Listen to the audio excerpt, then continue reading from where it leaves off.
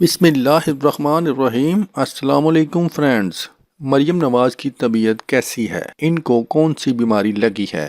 وہ ملک واپس کیوں نہیں آ رہی؟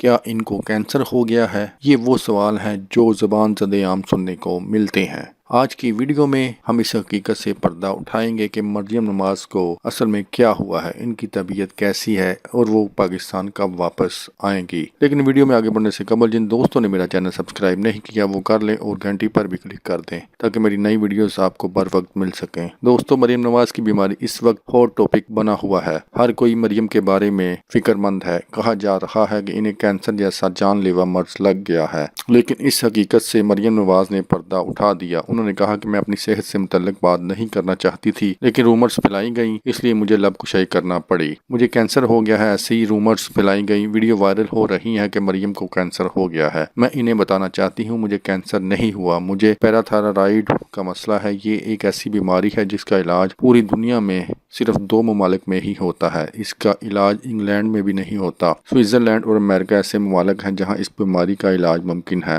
گزشتہ برس جنوری میں سوئٹزرلینڈ میں اس کی سرجری ہوئی تھی۔ اب علاج کروانے کے بعد چند روز میں پاکستان پہنچ رہی ہوں۔ مریم نواز نے مزید کہا کہ وہ اپنی بیماری سے متعلق بات نہیں کرنا چاہتی تھیں۔ ان کی ایسی تربیت نہیں ہوئی کہ وہ معصوم بن کر ہمدردیاں سمیٹیں۔ میں انشاءاللہ ٹھیک ہو کے پاکستان واپس آؤں گی اور اپنی ذمہ داریاں نبھاؤں گی۔